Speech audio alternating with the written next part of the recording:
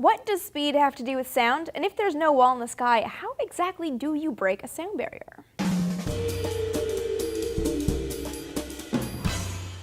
Hey guys, Amy here with you on D News Today, talking speed. Fast things, not drug things. Most of us will probably never go supersonic. Though the idea of cutting travel times in half is so appealing, it's not something that's likely to become commonplace anytime soon. But let's start with a bit of a history lesson.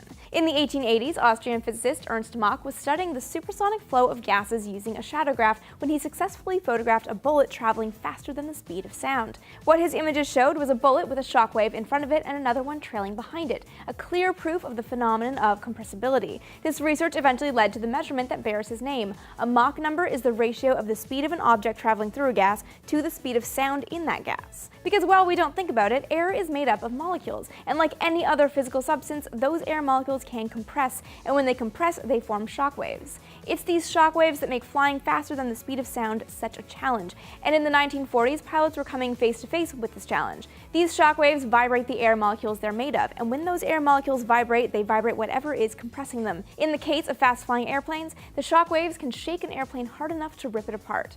It was clear to engineers in the 1940s that the future of aviation lay beyond the sound barrier, so someone would have to build an airplane solid enough and fast enough to break through that wall. It was the Bell Aircraft Corporation working on a contract with the U.S. Army Air Force that devised the solution. Taking design inspiration from a bullet, Bell engineers designed the X-1 aircraft specifically to break through that wall of compressed air in the sky. The advent of supersonic flight opened a whole new era of aviation, and though higher Mach numbers don't come with the same barriers, every increase in speed is nonetheless a major technological hurdle. The fastest manned flight on record was set in 1967 when the NASA Air Force X-15, a rocket-powered dart of an aircraft, hit a top speed of Mach 6.7, which is about 4,519 miles per hour. But the X-15 was just a hypersonics research vehicle. Most fighter jets today aren't nearly that fast, though there are supersonic fighters. Air Force planes like the F-15 Eagle and the F-22 Raptor are both supersonic fighter jets, and the F-22 can even hit Mach 2 using afterburners. But there's another challenge associated with supersonic flight, and that's a sonic boom.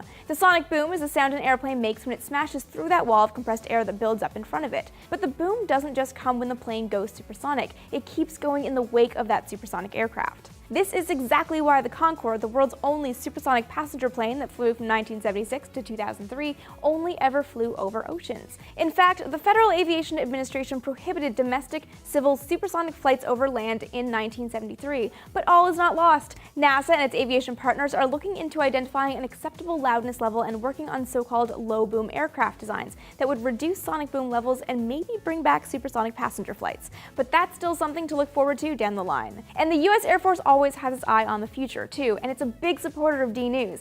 The United States Air Force is powered by airmen and fueled by innovation. Every day, American airmen go above and beyond to break barriers both professionally and personally. Whether it's overcoming poverty to become a nurse and officer or becoming the first female Thunderbird pilot, these airmen are known for doing what was once thought to be impossible. Have any of you flown supersonically? If so, tell us what it was like in the comments below, because I'm dying to know what it's like. And if you haven't, do you want to? Let us know, and don't forget to subscribe for more D News every day of the week.